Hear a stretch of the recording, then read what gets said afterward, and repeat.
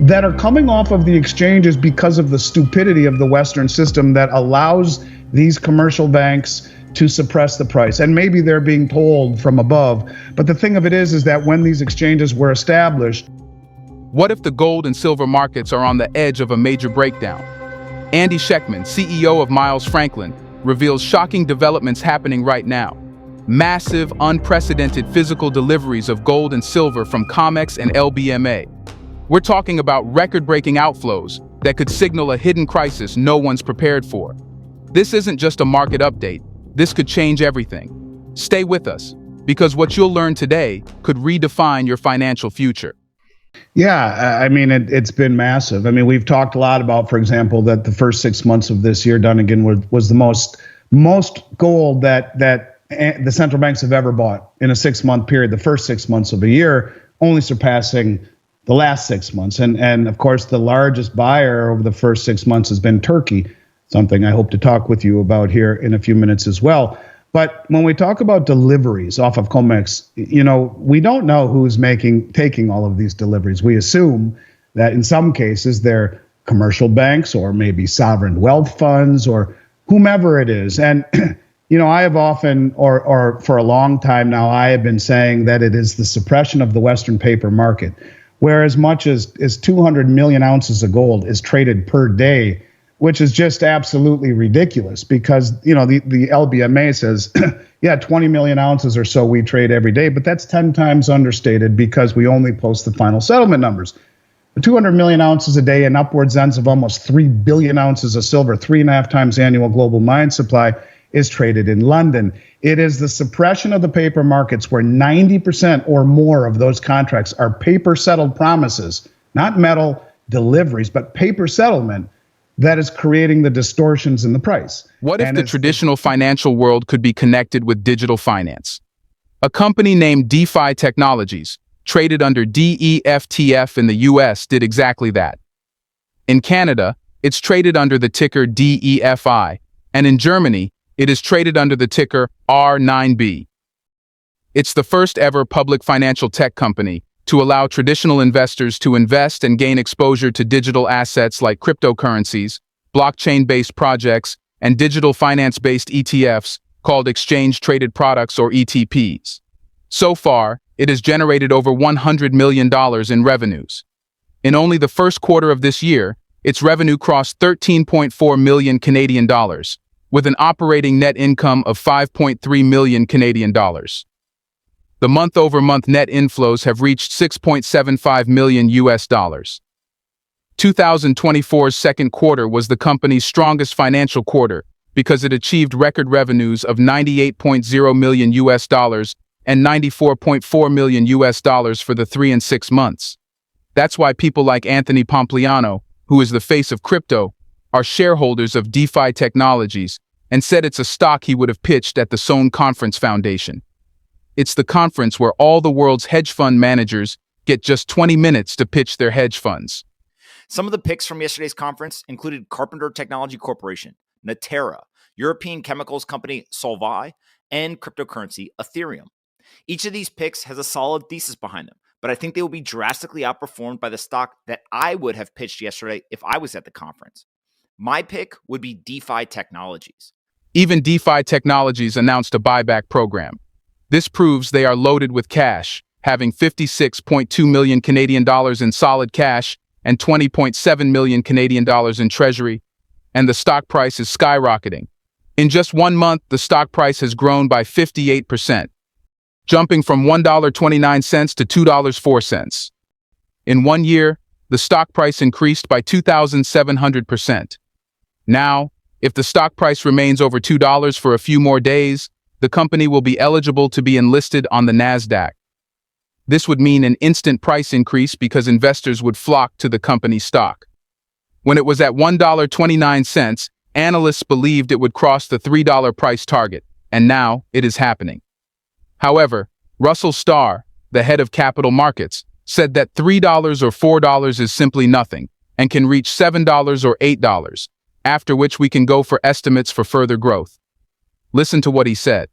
we're not looking for $3 on this stock or $4, especially in an environment that we're looking at now. We're looking at 8 to 10, which sounds far-fetched, but 5, 6, 7 is where we should be trading just on a reasonable comp basis. And that's not me making things up. Just go look at what all of the other crypto companies are trading for. And I'm not sure any of them are profitable. They're trading on revenue multiples. But now, DeFi Technologies' stock price is undervalued, presenting an opportunity for investors, a rare chance to be part of a groundbreaking project that is set to transform the financial landscape. Listen to what Russell Starr, the head of capital markets, said about the real power of DeFi Technologies and its future. 99% of the world's companies trade at 20 times profits. We are trading at 3 times profits. If you're not getting reasonable valuation from the market on your stock, of course you look at ways to improve that. And if you're trading at 3 times, like I mentioned, someone could pay a 300% premium to us, and it would be a take under relative to any other stock trading in the US. Therein lies the opportunity from an ownership perspective and why you should be buying the stock. Yet why is the company undervalued if it's so important?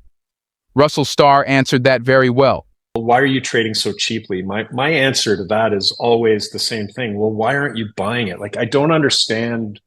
Like, it's almost like people look at a valuation opportunity as a weakness. People have made money over a century in the capital markets, finding mispriced equities, getting long them, and making a lot of money. The question you should be asking yourself is, why am I not adding as much as possible to this stock in my portfolio?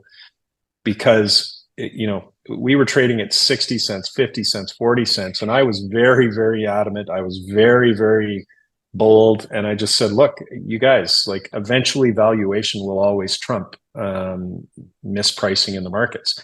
We're still there. I would argue, based on where we're guiding and based on what we've told you, we're actually cheaper now at $1.10 or $1.20 than we were at 80 or 60 cents when we had a different revenue model. If you watch CNBC, you should already know how important DeFi Technologies really is. It was just featured on CNBC as a name worth watching. It was EMJ President Eric Jackson's top pick. DeFi is in the crypto space, but they run a bunch of ETFs over in Europe. And they're a small company. They're less than $1 billion market cap. And that's one of the keys. If you want to find a 20 bagger, you got to start small. I love NVIDIA, but to 20 bag from 3 trillion, that's going to be tough. Right. So DeFi is small. It's cheap. It has something like a 3x forward price earnings multiple versus people like Coinbase and Robinhood who have like 40x forward PEs. So I think it's just going to continue to do well and perform, and people will discover it. That's why I like it. But things don't stop here. DeFi Technologies' subsidiary, Valor Incorporation, also launched the Valor Hedera and has a market capitalization of $3.1 billion. DeFi Technologies even acquired Stillman Digital, a leading OTC desk and digital asset liquidity provider with over $15 billion in trade volume, and $4 billion of that occurring in Q1 2024 alone. Now, it has been reported that DeFi Technologies has adopted Bitcoin as its primary treasury reserve asset, purchasing an additional 94.34 Bitcoin, bringing its total to 204.34 Bitcoin. In addition to this, the company bought 12,775 Solana tokens and 1,484,148 Core tokens. And here's something important. About 45% of the company is owned by insiders. This means the company has real potential because the founders not just founded and sold the company and ran away, they have stakes in it. The company is led by the CEO and founder, Olivier Roussy-Newton, who was the founder of Hive Blockchain, the world's biggest crypto miner, trading on NASDAQ. Yes, now you know the deal is serious. Now you can understand why we are talking about DeFi Technologies. Do take advantage of this huge opportunity by clicking the link in the description today. In the price, and is keeping and has kept a lid on the price and the rehypothecation that we see on COMEX, which has kept a lid on the price. And maybe that's why we see all of the countries repatriating their gold, taking it away from the Bank of England and the New York Fed, which was typically the access points for COMEX and the LBMA. And so that's already, we understand that. And much like the roll of toilet paper that I've talked about that spins faster and faster and faster, and you begin to see the cardboard, so too has been some of the deliveries we've seen recently. Gold delivered on the August contract so far is about 30% of the registered category, and that's the highest delivery in 4.5 years. Now, the registered category are the bars that back the contracts that are available for delivery. And when you talk about how big it was, I mean, you have to put it in numbers form to really understand. It was 4,142 contracts. Now, if we take 4,142 contracts in 1 day delivered, multiply that times 100, which is how many ounces are in a contract, obviously that's 414,200 ounces, and let's just call it times $2,500. That's $1,035,500,000. Who's got that kind of money to take possession of $1 billion worth of gold? And that's just in 1 day. But it's being drawn down from London as well, where in the second quarter, 330 tons or 10.6 million ounces were drawn down. Take 10.6 million and multiply times 2,500, and you're up in stratosphere land. And so you have all of these deliveries in gold, I'll talk about silver next, that are coming off of the exchanges because of the stupidity of the Western system that allows these commercial banks to suppress the price. And maybe they're being told from above. But the thing of it is that when these exchanges were established, long before the countries standing for delivery were coordinated, motivated, sophisticated, and wealthy, they offered a delivery mechanism, which usually never was activated or used. 1% or less of contracts in COMEX would stand for delivery, and now the number's much more. But let's talk about silver, which is crazy, because just a couple of days ago, which would, I believe, be the September contract, we saw 3,830 silver contracts stand for delivery at 5,000 ounces apiece. That's 19,150,000 ounces of silver that were delivered just a couple of days ago. And when you talk about the size of these deliveries, it's insanity. And so we are seeing structural deficits in silver again, which will be the fourth year in a row. And yet the price is being capped, as that capping is incentivizing big players to draw down to the point of 19 million ounces in 1 day. Now, it's not all one player, but suffice it to say, for an exchange like the COMEX, who had 19 million ounces delivered on the first day of the September contract, to see that happen when no one really ever stood for delivery, it should be very, very, very eye-opening. And to see the same kind of thing on gold should be very, very, very eye-opening. It is the draining of the exchanges that people in the West are ignoring. And this goes right into Zoltan Pozar's belief that he or she who has the commodities wins. So if I admire anything about the way that these countries, and I don't know how much of it is adversarial countries and sovereign wealth funds standing for delivery, and how much is the people in the know here, which I'm sure is a lot. But one thing I do admire about those who are standing for delivery and draining the exchanges is the methodical way in which they're doing it. And they're not doing too much to create Sunday evening news fodder. I mean, heaven forbid they ever talk about gold or gold being drained off of COMEX on the evening news or on Fox or CNBC or whatever, but enough to where it just glides on by, and month after month after month after month, we now see statements from the LBMA saying that they have the lowest amount of silver that they've had since they started keeping records in a 140-year-old exchange. Where's it all going? It's the stupidity of the way we price things, which is then incentivizing people to activate that frequently never or that rarely used clause of standing for delivery that is now becoming a release valve, if you will, and just plundering and draining the exchanges at our expense. The role of gold in the BRICS, which is the only other tier one asset in the world, and the possibility, at least agreed in principle, of the new unit settlement currency, which will be 40% gold backed, held within the borders of the countries that possess the gold to make the new unit token.